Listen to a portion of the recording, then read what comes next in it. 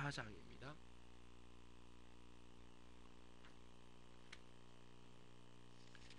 고린도 전후서, 그다음 갈라디아서,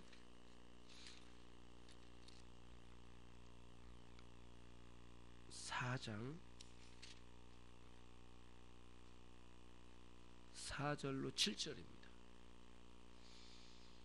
4절로 7절입니다. 제가 쭉 읽어 나가겠습니다. 잘 들어보십시오. 갈라디아서 4장 4절로 7절. 때가 참에 하나님이 그 아들을 보내사 여자에게서 나게 하시고 율법 아래 나게 하신 것은 율법 아래 있는 자들을 속량하시고 우리로 아들의 명분을 얻게 하려 하심이라. 너희가 아들인 고로 하나님이 그 아들의 영을 우리 마음 가운데 보내사 아바 아버지라 부르게 하셨느니라. 그러므로 네가 이후로는 종이 아니요 아들이니 아들이면 하나님으로 말미암아 유업을 이을 자니라. 아멘. 갈라디아서 4장 4절로 7절 말씀입니다.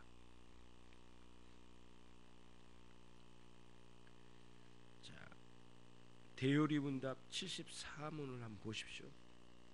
주보에 나와 있는 오늘의 교리문답, 대요리문답 제74문. 양자로 삼는 것이 무엇입니까?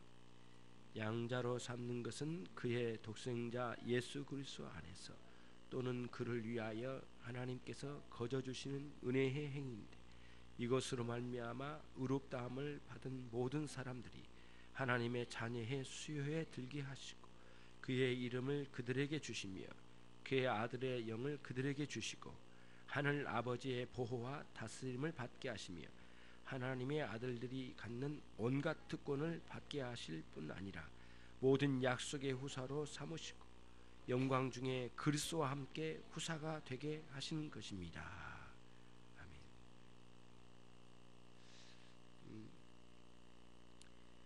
아멘. 양자로 삼으신 것에 대한 교리에 가장 압축적으로 설명이 잘 되어 있어요. 물론 소요리 문답보다는 조금 더 확장시켜서 설명된 것은 사실이지만은요. 그러면 오늘 먼저 우리가 보았던 본문 갈라디아서 4장 4절로 7절 말씀을 중심으로 먼저 이렇게 해설해 나가면, 그러면 오늘 74문이 거의 이 내용이 풀려져 갑니다. 내용이 거의 풀려져 가요. 그래서 그걸 먼저 잠깐 말씀드리고 진행하도록 하겠습니다. 예수 그리스도께서는 갑자기 오신 게 아니고 오래전부터 계획 속에 오셨습니다.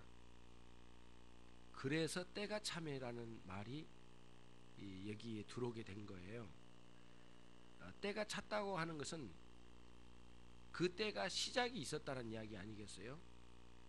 그러니까 뭔가 그 때를 위하여 준비 과정이 있었다, 또는 그 때를 위하여 계획 중에 있었다라는 의미가 뒤에 앞에 이제 이렇게 같이 붙는 거예요.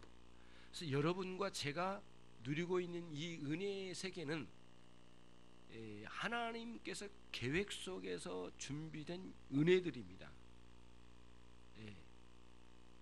우연한 일이 아니에요. 우연하게 갑자기 찾아온, 사람들이 말하는 행운처럼 찾아온 그런 게 아니란 거예요. 놀랍고 세밀하게 계획 속에서 주신 은혜예요. 그거를 잘 여러분들이 이제 생각을 해야 되겠어요. 그래서 계획 중에 계셨던 구원 계획이 때가 참에 그 구원 계획을 실행으로 옮기신 거죠. 그게 오늘 첫 번째 4절에 나와 있는 때가 참에 예수 그리스도를 보내주신 거죠. 때가 참에. 그러니까 계획이 이루어진 거예요. 약속이 성취된 거죠. 그런 관점으로 봐야 됩니다. 그래서 하나님의 놀라운 사랑은 느닷없이 온 사랑이 아니고 오래전에 계획 속에서 무한하신 하나님의 사랑이 준비되어진, 사랑에 의해서 준비되어진 이런 구원의 역사였어요. 그것이 여기에 이제 성취된 거죠. 구체적으로 조금 더 구체적으로 가면 여자에게서 나시고라고 하는 말씀이 나와요. 오늘 그 본문에 보면 그렇죠. 예, 아들을 보내사 해놓고는 여자에게서 나게 하시고라는 말씀이 있어요.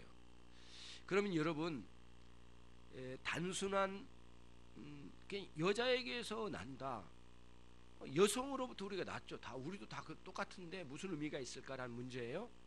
그거는 단연코 창세기 3장 15절로 갈 수밖에 없어요. 그래서 이 본문이 예비되고 계획된 구원의 역사라는 거예요. 그러니까 창세기 3장 15절에 여자의 후손이 뱀의 후손의 머리를 밟으리라고 하는 이 말씀 속에서 메시아의 예언의 말씀이 준비되어졌어요. 그것은 단순히 하나님은 뜻없이 말씀하시거나, 하나님은 계획도 이루지 못할 일을 말씀하신 분은 아니에요.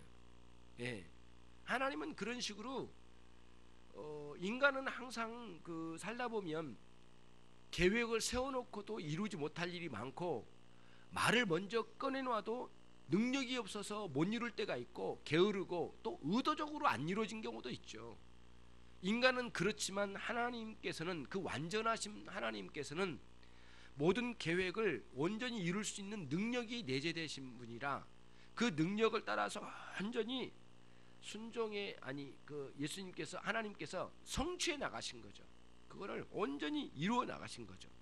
그래서 여자에게서 나시고라고 하는 것은 다른 게 아니에요. 창세기 3장 15절에 메시아의 예언의 말씀의 성취를 이야기한 거예요. 아주 그렇게 봐야 돼요. 본문을 그렇게 볼 수밖에 없어요. 그리고는 4절에서 또 마저 생각을 하자면 그거죠. 율법 아래 오셨다라고 하심으로써 하나님의 뜻은 율법에서 밝혀졌는데, 밝혀주신 하나님의 뜻이 예수님의 오심으로 인해서 완성시켜 나가는, 당신이 뜻을 밝히고 당신이 뜻을 완성해 나가신 장면이에요.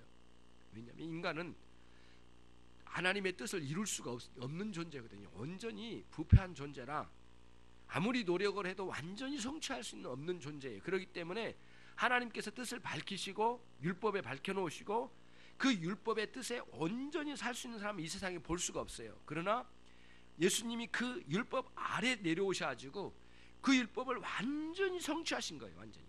그래서 예수님은 율법 밖으로 나가 계신 분이 아니에요. 율법 안으로 내려오셨다는 게 특징이에요. 그러니까 율법 밖에서 우리 가운데 율법의 뜻을 온전히 이루지 않고도 이룰 만한 구원이란 없다 이거예요. 결국에는 하나님의 뜻을 완전히 이루어져야만 구원이 이른다는 거죠. 이런 논리가 있거든요.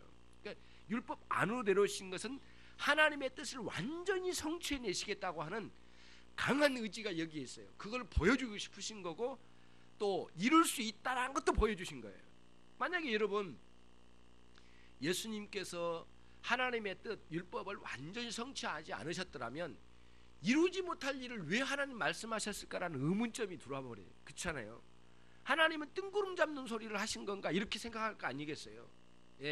우리는 그렇게 생각하지 않을지라도 믿지 않는 사람들은 또 더 그럴 거 아니에요. 하나님을 떠난 사람들은 더 그럴 거란 말이에요. 그러니까 하나님이 이루지 못할 일을 왜 말씀하신 건가?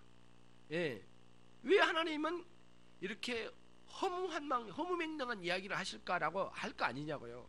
그런 모든 입을 다 막는 거예요. 뭐냐? 예수님이 그 말씀을 뜻을 이루심으로 입을 막는 거예요. 그렇게 말을 하지 못하도록 말이죠. 누구도 그러니까 이루지 못할 일을 왜 그렇게 하셨냐고 말씀하셨는가라고 하는 그런 의문점을 모두 제거시켜버린 거예요. 하나님께서. 그러니까 이런 면에서도 저런 면에서 하나님은 완전하게 의로우신 분이에요. 완전하신 분이에요. 그런 분에 있어서. 그러니까 인간들은 못 이루어요. 그러나 하나님께서는 그건 이루신 거예요. 너희들은 이룰 수 없지. 그래 나는 이룰 수 있다 라고 하는 걸 보여주신 거예요. 그래서 하나님의 아들이신 예수님을 율법 아래로 내려오게 하시고 그 율법 아래서 하나님 주신 뜻을 다 완전하게 성취해 나가시는 정말 놀라운 위대하신 흠결 없이 완전하게 성취하시는 그리스도의 완전한 율법 성취를 거기서 확고하게 보여주신 거예요. 그러면서 하나님의 뜻이 의로우시다는 것을 보여주시고 하나님의 뜻을 이룰 수 있다는 것을 보여주시고 이룰 수 있는 일을 말했지 이룰 수 없는 걸 내가 말하지 않았다는 것을 보여주시면서 주신 분도 주셨을 때의 하나님의 그 의로우심도 이루실 때의 우리 주님의 의로우심도 완전하게 상하의 완전한 이루심의 완전한 의의 완전성을 보여주신 거죠. 그런 차원으로 봐야 돼요, 여러분. 그래서 굉장히 놀라워요. 그래서 율법 아래 오셨다라고 하는 것은 굉장히 독특한 면이 있어요. 그런 면이 있어요. 그래서 이루어진 게 뭐냐면은 우리도 이룰 수 없고 아무도 이룰 수 없는 이 일을 예수님께서 이루셔서 이제 근거를 만들어내죠. 어떤 근거냐면 이루지 못하고 율법 아래 저주 아래 있는 이 영혼들을 건져내시고 구원하실 근거를 완전하게 여기다 드러내놓으신 거예요. 그러니까 예수님의 구원에는 변명의 여지가 없어요. 예, 예수님의 구원에 무슨 흠이 있거나 모자람이 있거나 아니면 뭔가 예수님의 구원의 방식은 뭔가 문제가 있는 것처럼 느낄 수가 없도록 완벽하게 의를 성취하시고 그 의의 근거를 가지고 하나님 예수님께서 각 사람들을 부르는 게 택한 백성들을 불러내셔서 당신이 취하신 이 의로우심을 우리에게 넣어주신 거예요. 우리에게 넘겨주신 거예요. 그래서 우리는 이루지는 않았지만 주님의 그 의로우심을 우리가 모두 이렇게 뭐랄까요? 뒤집어 썼다고 할까요? 아무튼 그 의로우심을 우리가 주신 거예요. 예. 그러니까 여기서 의로움을 내 속에 집어넣어가지고 내 존재가 의롭다기보다는 의롭게 여겨주신 거죠. 하나님께서 우리를 받아들이기에는 충분한 의로운 자로 여겨주신 거예요. 그래서 칭의라고 하죠. 의로운 자로 만들어준 게 아니라 의로운 자로 칭해 주셨다는 게 정확해요. 그래서 하나님 아버지의 법정에 가서도 인정받을 수 있는 의로움의 완전함을 주신 거지, 가다가 멈추거나 가다가 이제 안 되다, 너 주긴 줬지만 내가 그동안에 산 거 보니까 엉망이더라, 너 쓸데없다, 내가 준 의로움 다 폐기시키고 너 이리 와, 너. 그리고는 심판을 내리시는 하나님이 아니시란 거예요. 한번 의롭게 여기신 자는 영원토록 책임을 짓고 의롭게 이끌어 가신 거예요. 그러니까 믿음에서 떨어져 나갈 것 같은 상황 속에 시험을 받을 때에도 또 은혜를 주셔서 일으켜 가시고 또 일으켜 가시고 하면서 성숙시켜 나가신 거죠. 예. 그러니까 우리 안에 있는 영적인 상태로 보면 완전히 의로운 자라고 말하기는 너무 흠결이 많아. 그러나 예수 그리스도의 의로우심으로 우리를 덮어주시니까, 옷 입혀주시니까 우리가 의로운 자로 여김을 받을 수 있는 자로 우리를 불러내신 거예요. 그런 차원에서 율법 아래 예수님 오셨어요. 예, 그러려고 오셨던 거예요. 그러려고. 율법 아래. 원래는 예수님이 율법 아래에 있으신 분이 아닙니다. 원래는 예수님이 어디 계신 분이에요? 율법 위에 계신 분이에요. 그래서 율법을 내려주신 분이지 율법의 밑에 율법에 이렇게 뭐랄까요, 지시를 받거나 그럴 존재가 아니셨단 말이에요. 사람의 몸을 입고 율법 안으로 내려오신 이유는 그런 데 있었어요. 이런 논리를 잘 생각하면 그 교리의 구석구석을 다 이렇게 알아가게 되면 우리가 그 뭐랄까요, 어떤 부분에 희미하게 생각하고 그럴까 말까 이런 식으로 생각할 게 아니란 거예요. 아주 완벽하게 우리를 구원하신 위대한 교리를 세워주셨어요. 그래서 우리가 예수님의 복음은 빈틈이 없으셔요. 그런 면에서 완전 무결하게 우리를 구원하시기에 합당한 방식으로 역사하셨어요. 우리에게는 흠이 있지만 그리스도께서 이루신 구원의 사역은 그렇지 않아요. 예. 그러면서 율법 아래 저주받은 우리를 속량하셨다라고 했거든요. 속량이 뭐냐면은 노예를, 팔려가는 노예의 값을 주고 내가 사는 거예요. 이게 속량이에요. 값 주고 산 걸 속량이라고 하거든요. 그때 준 값을 속전이라고 하고, 그렇죠? 그런 의미에서 속량을 했어요. 속량, 이렇게 딱 내어놓고 그를 취하신 거예요. 그래서 우리를 값 주고 하셨어요.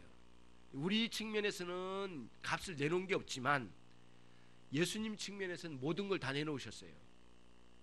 예수님이 주신 그 값은 여러분 각각의 모든 영혼들에게 주신 값은 우리가 오늘 여기 앉아있는 이 숫자의 n분의 1로 나눠주신 게 아니에요. 예수님의 값의 모든 것을 나를 위하여 다 내놓으시고 나를 구원하신 거예요.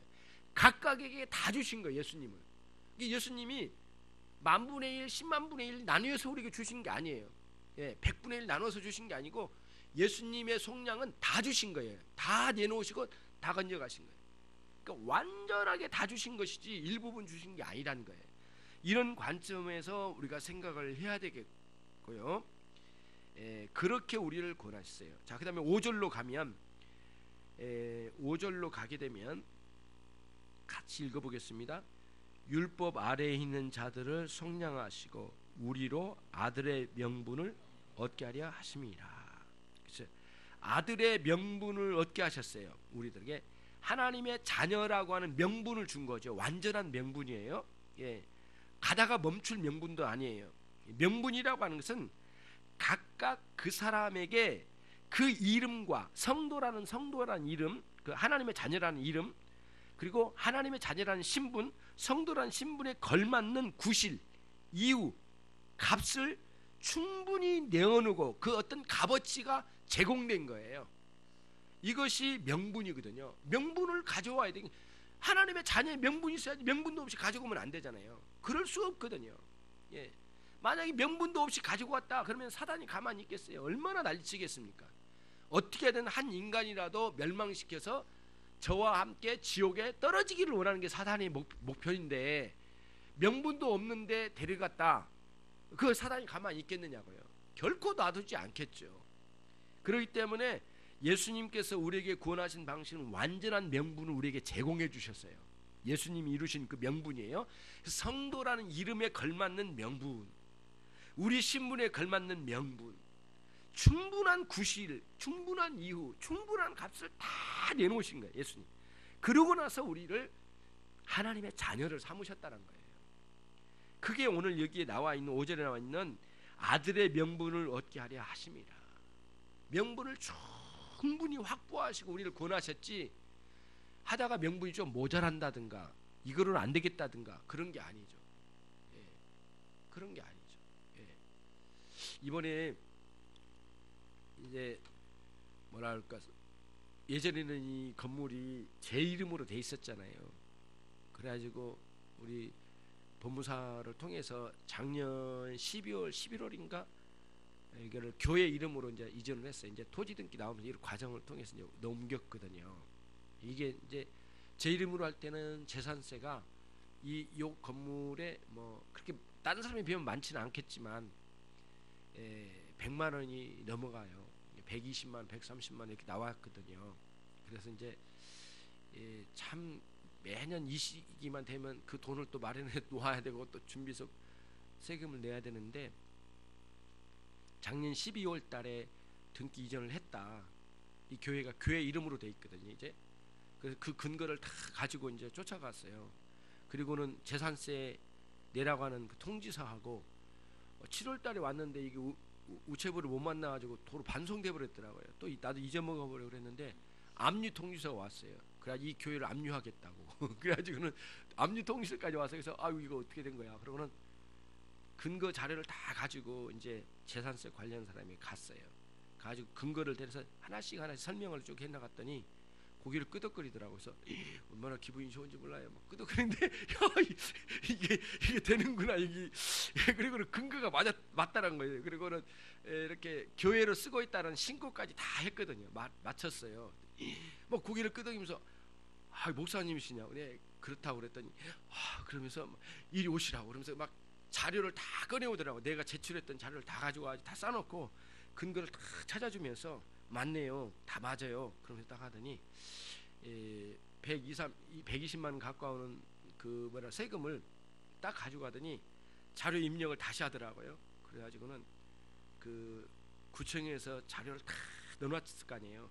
거기 들어가가지고 자료를 입력하더니 제로로 다 지우는 거 있죠. 얼마나 기분이 이렇게 자료를 지우는데 제로 이유 없으면 막 적어 나가는데 와 이렇게 싹 새까맣게 있는 근거를 딱 지우고 모두 교회 이름으로 돼 있고 교회를 쓰고 있고 종교 시설을 쓰고 있다 완벽하게 하고, 심지어는 토지가 이제 넘어왔기 때문에 토지까지 이제는 묻지 않는다. 그래서 토지도 나오긴 나왔어요. 근데 토지는 등기가 이제 됐거든요. 6월 달에 돼가지고 그 이전의 것만 받겠다. 그래가지고 그 이전에 그 이후 거는 안 받겠다 해서 이제 결정을 딱 정리를 하는데, 얼마나 기분이 좋은지 정말 날아갈 것 같더라고요. 120만 원 없는 돈에 그걸 내야 되니 너무너무 감사해요. 그래가지고는 저희 박성환 사람한테 전화했어요. 기분 좋다. 그랬더니 이제 무슨 말이냐고 그랬더니 120만 원 세금이 다 끝났어 이제. 그래가지고 얼마나 감사한지요. 이거를 종교시설을 쓰고 있으면서도 세금을 낸 게 너무 힘들었는데 아주 종결이 됐어요. 근데 충분한 명분이 없으면 안 되는 거예요. 이게 또 나 이러고 있는데 저쪽 건너편에서 어떤 아주머니 자료 가지고 가지고 세금을 막 줄여달라, 왜 이러냐 막 싸우고 있더라고요. 근데 와, 이게 안 되니까 막 그 직원하고 막 다투더라고요. 그러고 있는데 이쪽에서는 막 다 끄덕이면서 다 지워주니까 뭐 이게 명분이 충분하잖아요. 충분한 명분이 없으면 안 되니까 근거를 다 찾더라고요. 내가 가지고 간 명분만으로도 안 되니까 자기들이 발행했던 서류를 다 끄집어내가지고 이만큼 가지고 와서 그 중에서 내 걸 찾아가지고 딱 갖다 놓으니까 딱 명분이 되잖아요. 거기다 막 주보도 넣고 막 다른 거 다 넣었습니다. 요구사항이 많아요. 여기 사진도 찍고 막 그랬는데 이러든 저러든 다 이걸 다 제공하니까 명분이 충분하니까 그거를 실행을 해요. 거침없이 하더라고요. 그래서 압류통지서까지 가지고 이거는 어떻게 해요? 그랬더니 이 주세요. 그걸 가지고 가가지고는 담당자에게 이 압류 다 지워 빨리. 그러고는 다 던져주는데, 야, 뭐 굉장하더라고요. 명분이 딱 주어지니까 너무 감사해요. 그런 거예요. 그러니까 여러분과 저에게 정말 하나님의 자녀된 명분을 그대로 그리스도께서 가져다 딱 들이대신 거예요. 그러니 정말 온 세상이 거기에 변명할 수 없고 저 지옥의 사단도 우리에게 걸고 넘어질 길이 없는 거예요. 명분이 충분하니까. 그리스도께서 우리를 위하여 대신 죽으신 명분을 세워서 하나님의 자녀 삼으셨으니까요. 그게 이제 굉장히 하나님의 자녀에 대한 명분이에요. 6절로 넘어오면요, 6절로 오면 아들인 고로, 아들의 이제 명분이 됐잖아요. 세워졌으니까 이제 아들이 됐잖아요. 아들인 고로 그에게 아들의 영을 그들에게 보내셔서, 마음 가운데 보내셔서 아바 아버지라고 부를 수 있도록 그런 은혜를 주신 거예요. 그 은혜라고 하는 것은 내적인 자격이죠. 그리고 힘이죠. 그럴 수 있는 걸 준 거, 근거를 준 거죠. 우리 영혼까지, 다시 말하면 외적으로 하나님과 나 사이에 하나님 법정에서 의인이라고 칭한 것만 끝난 게 아니라 내 속에도, 내 영혼도, 내 마음도, 내 양심에까지도 하나님의 자녀라고 하는 확증을 불어넣어 주신 거예요. 이것이 굉장히 독특한 면이 있어요. 이런 방식이. 그래서 그 방식은 어떻게 해요? 성령님을 우리 가운데, 마음 가운데 보내주셔서 그 성령님은 우리 가운데 내주하시고 또 초월적으로 계신 그 성령님이 우리 가운데 확증을 주신 거예요. 하나님의 자녀라는 확증을. 예. 그래서 아들의 영 이렇게 해서 그리스도를 통하여 보내주신 하나님의 영이신 성령님을 우리 가운데 보내주셔서 우리로 하여금 이제 하나님을 아버지, 다시 말하면 매우 가까운 아버지로 느끼게 하시고 경험되게 하시고 누릴 수 있도록 그런 데까지 우리를 이끌어 가셨다는 거예요. 그러면서 이제 7절로 넘어옵니다. 7절을 같이 합니다. 시작. 그러므로 내가 이후로는 종이 아니요 아들이니 아들이면 하나님으로 말미암아 유업으로 이을 자니라. 이 유업으로 잇는다는 이 내용이요, 어디로 가야 되냐면요, 창세기 12장 이후로 22장 쭉 넘어가면 한 10장 정도를 읽어가면 이 유업이라는 의미가 나옵니다. 뭐냐면은 아브라함의 아들의 문제예요. 여러분, 아브라함을 잘 연구해 나가면은 기가 막힌 부분이 많이 있어요. 너무 건성으로 읽으면 안 되고요. 정말 여러분, 아브라함은 현실적인 상황에는 굉장히 가슴 아픈 세월을 많이 보냈어요. 그렇게 화려한 갈대아 우르에서의 삶을 내려놓고 가나안 땅으로 왔잖아요. 약속을 믿고 딱 왔는데 땅 한 평 얻지를 못한 사람이었어요. 자기 집을 세우고자 하는 땅 한 평을 얻지 못한 사람이 아브라함이에요. 더 기가 막힌 건 또 하나 있어요. 아들이 없는 거예요. 아들이. 그래가지고 아브라함이 중간에 굉장히 고뇌를 해요. 그럼 뭐라고 하냐면, 고뇌를 하는데 현실적인 고뇌가 있는데, 자기가 다메섹에서 데려온 종이 자기의 후계자인 줄 알았어요. 아들이 없으니까 그 유업을 그 사람에게 물려줘야 되는 줄 알았어요. 그리고 제일 먼저 걸려간 사람이 누구냐면은 이제 아브라함의 조카에게 처음에는 이 유업을 물려줘야 되지 않을까, 그런 생각까지 가질 정도예요. 처음에. 그래서 조카와 헤어져가지고 소돔과 고모라 성으로 가게 된 조카를 보고 얼마나 아쉬워했는지. 그 아쉬움이 뭔 줄 아세요? 그냥 정이 아니에요. 유업으로 이을 자인 줄 알았는데 가버린 거예요. 그거에 대한 아쉬움이. 그러니까 성경 본문을 읽으면 그렇게 나와요. 또 그 다음에 또 한번 넘어지기 시작해요. 그렇게 기다리는 또 아들이 또 없어. 그래가지고 결국에는 몸종을 통하여 아들을 낳잖아요. 그래서 이스마엘을 통하여 걔가 또 유업을 이을 줄 알았어요. 그랬더니 또 여주인하고 또 싸워. 너무너무 이게 이제 가슴 아픈 일인 게, 이 사라와 또 싸우는 거예요. 이제 결국에는 이 몸종과 사라와 사이 다툼 때문에 괴로움이 막 쌓여져가. 그랬더니 결국에는 내보내야만 하는 상황이 됐어요. 보내면서 또 아쉬움이 엄청 많았어요. 이스마엘을 보낼 때 얼마나 아쉬워했는데, 괴로움에 괴로움이었어요. 이게 뭐냐면 유업을 이을 자가 또 가버린 거예요. 그러면 어떻게 하는 건가? 약속은 있는데, 주실 아들이 있는데, 나는 그 아들인 줄 알았단 말이에요. 그때까지는. 그것도 안 이루어져요. 이거 얼마나 가슴 아픈 일이 많았는지 몰라요. 진정한 유업을 이을 자의 아들을 그 사람들인 줄 알았는데 종도 아니에요. 오늘 본문이 그거예요. 너희는 이제 종이 아니다. 너희는 이제 하나님의 자녀다. 우리 향해 말씀하신 거예요. 이제는 여러분 하나님의 나라의 종의 개념이 아니에요. 아들의 개념이에요. 이 관점은 무슨 의미냐면 유업을 이을 자냐 이을지 못할 자냐의 개념에 분류해요. 때로는 우리에게 그리스도의 종이라는 말을 많이 쓰잖아요. 바울사도 그래. 나는 그리스도의 종이다. 나는 그리스도의 둘로스 종이다. 나는 노예다. 그리스도 노예다. 이렇게 말했는데 그것은 사역을 감당하는 차원에서의 명칭이지 유업을 이을 자의 개념의 노예다 그런 거 아닙니다. 노예에게 어떻게 유업을 이을 자로 줍니까? 그거 아니거든요.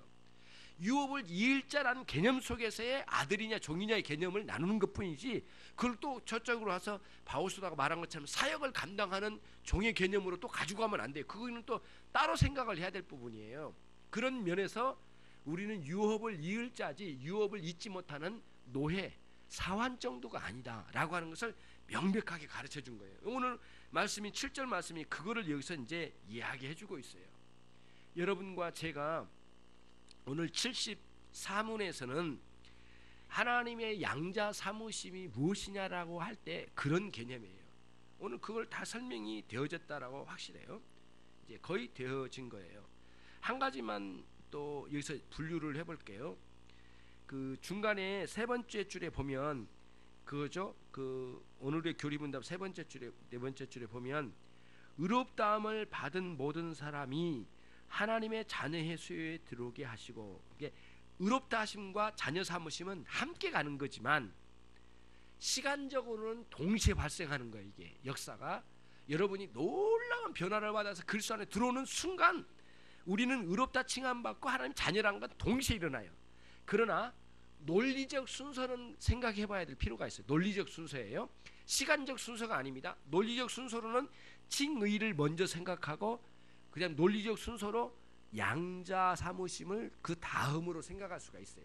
자, 그러면 논리적 순서를 따라 의롭다 하신 칭하심과 칭의라고 하는 의롭다 칭하심과 아들 사무심, 양자 사무심의 그 구분을 한번 먼저 보면 이런 거죠. 우리를 의롭다고 칭하신 것은 하나님의 면전에 받아주신 거예요. 하나님 얼굴 앞에 받아주신 것을 선포하신 거예요. 하나님 그거를 선포하신 거예요.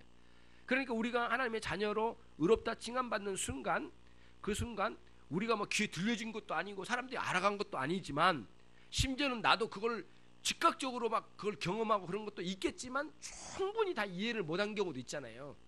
그런데도 이 영적인 세계와 하나님의 법정에서는 우리를 칭한 자로 명해 주신 거예요. 선포하신 거예요. 그 선포하실 때에는 우리의 이제 거기에서 우리에게 영향이 오게 되는데, 그 뭐냐면 우리의 양심과 우리의 영혼의 전 기능에 하나님 아버지 앞에 언제든지 나갈 수 있는 자격을 주신 거예요. 그래서 히브리서 4장 16절의 끝에 보면은 뭐라고 했냐면은 하나님 은혜의 보좌 앞에 어떻게 간다? 담대히 나갈 수가 있는 거예요. 그게 아들만이 가질 수 있는 일이지 노예가 어떻게 주인 앞에 담대히 막 나가요? 있을 수 없는 거예요. 담대히 나갈 수 있는 의롭다 칭하심을 거기 허락해 주셨어요. 그래서 칭의는 법정적인 선언적 의미가 있어요. 그리고 신분을 완전히 개조시킨 거예요. 불의한 자에서 의로운 자로 완전히 이렇게 변화를 시켜 주신 거예요. 그리고 또 하나, 하나님과 우리 사이의 관계를 완전히 열어주신 거예요. 문호 개방을 하신 거예요. 문호 개방. 언제든지 너는 내 앞으로 와라. 하나님의 나라의 그 왕궁 같은 곳을 언제든지 들락거릴 수 있는 존재가 된 거예요. 우리가. 그게 칭의의 커다란 의미예요. 그러면 아들은 어떤 의미냐? 아까 그 칭의는 법정적인 신분의 변화라고 했잖아요. 그러면은 아들 삼으심은 사적인 신분의 변화예요. 사적 변화. 사적으로 그분은 아버지시고 나는 자녀라는 사적 신분의 변화가 일어난 거예요. 여기서는 관계를 아예 누리는 관계까지 들어가는 거예요. 아들로서 누리는 거예요. 그거를 마음껏 누릴 수 있는 거기까지 이제 가게 되는 거죠. 가족 관계 마음껏 그분께 기댈 수 있고, 우리 주 하나님께 마음껏 기대어서 때로는 눈물로 때로는 기쁨으로 그렇게 나갈 수 있도록 우리와의 관계를 완전히 열어놓으신 거예요. 예수 그리스도의 구원 사역을 통해서.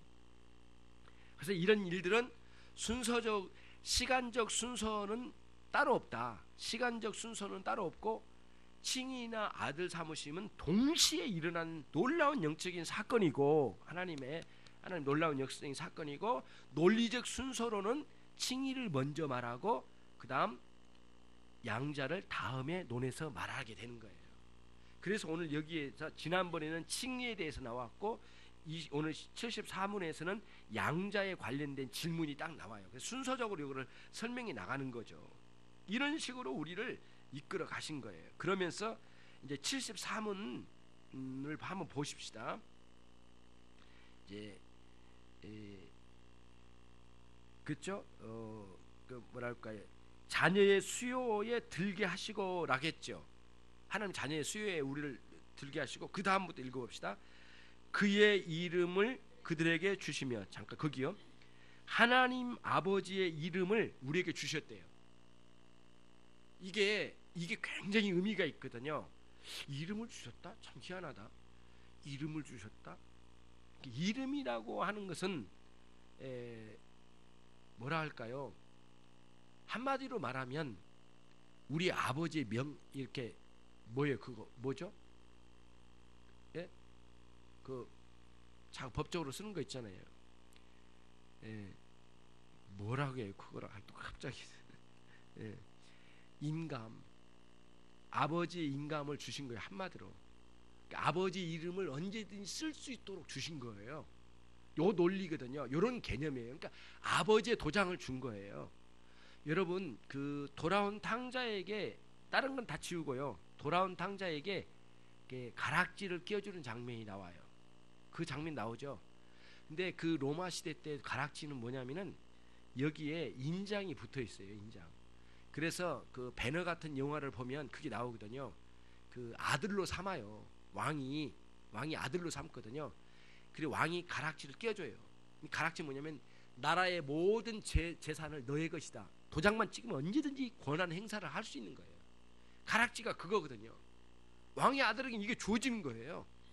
그러니까 여기서 이름을 주셨다라고 하는 것은 다른 불신자들에게는 하나님의 아버지 이름을 주시진 적도 없고 주시지도 않아요. 우리에게는 아버지 이름을 주셨어요. 엄청난 거거든요. 아버지의 인감 도장을 주신 거예요. 한마디로 다 권한 행사하라는 거예요. 우리는 아무렇게나 행사하지 않죠. 왜냐하면 변화가 일어났기 때문에 더럽고 추한 것을 구하거나 그런 게 아니에요. 하나님의 뜻에 부합한 것을 구하는 참으로 아름다운 신앙생활을 그 안에서 하나님 이름으로 활용해 나가는 거죠. 그거예요. 그 다음 그의 아들의 영을 그들에게 주시고, 성령님을 우리에게 주신 거예요. 아까 우리가 말씀드렸던 것처럼 그 다음 하늘 아버지의 보호와 다스림을 받게 하시며 하나님의 아들이 갖는 온갖 특권을 받게 하실 뿐만 아니라, 여기서 이제 이게 중요합니다. 여러분과 제가 예수님 밖에 있을 때는 하나님의 일반적인 섭리 가운데 놓여져 있었어요. 일반 섭리, 일반적으로 다스려 가시는 하나님의 통치권 안에 있는 거죠. 근데 하나님의 자녀가 되고 난 뒤에는 매우 특별한 하나님의 섭리 속으로 들어온 거예요. 그 특별한 섭리가 뭐예요? 하나님의 자녀 관계로서의 섭리가 들어온 거예요. 이제 자녀로서 다스려 가신 거지, 옛날처럼 꾸질꾸질하게 그렇게 아무것도 모르는 일반 은총에서만 이렇게 살아가는 사람이 아니란 말이에요. 진실로 하나님의 자녀로 다스려 주신 거지, 옛날처럼 그런 개념으로 살아가면 안 되죠. 예. 하나님의 자녀로서 하나님의 다스림과 보호하심을 받는 거지, 예, 일반적인 사람들과 똑같이 받는 게 아니에요. 이제는 자녀로서 다스림 받아요. 그래서 우리가 어떤 문제나 상황이 올 때 언제든지 모든 걸 구할 수가 있어요. 그게 뭐예요? 돈이에요? 뭐예요? 필요하면 권력이에요? 뭐예요? 하나님의 영광을 위해서 꼭 필요로 한 것들은 얼마든지 구할 수가 있는 거예요. 그렇게 구할 수 있는 관계 안으로 우리에게 들어왔어요. 그렇기 때문에 요한복음, 그렇기 때문에 요한복음 15장 7절 말씀이 아주 우리에게 새롭게 와닿는 거예요. 요한복음 15장 7절 말씀은 어떤 말씀이었느냐면은, 만약에 내가 네 안에, 네가 내 안에 하나님의 자녀된 관계 속으로 들어왔거든요. 예수님을 통해서. 그러고 난 뒤에는 네가 모든 것을, 그러니까 그러고 나면은 우리 마음에 하나님 아버지의 말씀이 들어올 거 아니에요. 그 말씀으로 인하여 가치관, 세계관이 구축되면 그 뒤에 뭐가 딱 들어오냐? 모든 걸 다 이루어 주시겠다는 거예요. 이게 요한복음 15장 7절 말씀에 아주 기가 막힌 말씀이에요. 그 앞에 요한복음 7절 말씀을 앞에 거 똑 잘라가지고 버려버리고 뒤에 것만 붙잡으면 안 돼. 이게 이제 뒤에 것만 우리가 인식하면 안 되고 앞에 것과 연결해서 생각했는데, 하나님과의 온전한 관계 형성된 그 사람은 무엇이든지 구하라 다 이루리라. 근데 아무거나 구하지는 않죠. 하나님의 자녀답게 구하겠죠. 이런 논리 안으로 딱 들어와서 우리를 아주 특별한 관계로 우리를 이끌어 가세요. 그런 식으로 보호하시고 다스리시고 특권을 허락해 주셔요. 마지막으로 모든 약속의 후사로 삼으시고, 후사는 무슨 뜻이냐 하면은 그런 거죠. 상속자예요, 상속자. 그러니까 다른 걸 생각하기보다는 이삭을 생각하면 딱 맞아요. 100세에 얻은 이삭에게 결국엔 유업이 넘어가잖아요. 그렇잖아요. 모든 존재는 이제 물리치고 이삭에게만 넘어가요. 그때 이삭을 보면 정말 그 재산의, 아브라함의 모든 재산의 약속의 모든 재산을, 유업, 재산 상속이 그 사람에게로 넘어갔단 말이에요. 그 논리예요. 그래서 하나님의 나라의 모든 이 재산을 우리에게 뭐랄까, 이 상속으로 물려주시겠다는 거예요. 영광 중에 그리스도와 함께 후사가 된다는 거예요. 그 후사는 영광 중에 그리스도와 함께예요, 함께. 그래서 예수 그리스도께서 우리 모든 존재들의 모임에, 이 교회라고 하는 이 모임의 머리가 되시고, 우리는 그분의 몸이 되어서 한 몸으로 하나가 되어서 완전한 하나님의 나라의 후사가 예수님과 함께 이루어지는 거죠. 하나가 되어서 상속받게 되는 거죠. 그런 은혜의 세계를 마음껏 누리도록 역사해 주신 거예요. 그 영광 속으로 우리가 이제 부름받은 거죠. 이게 하나님의 자녀 삼으심의 큰 의미가 여기에 담겨져 있다고 봅니다. 기도하겠습니다. 우리 이 시간 같이 함께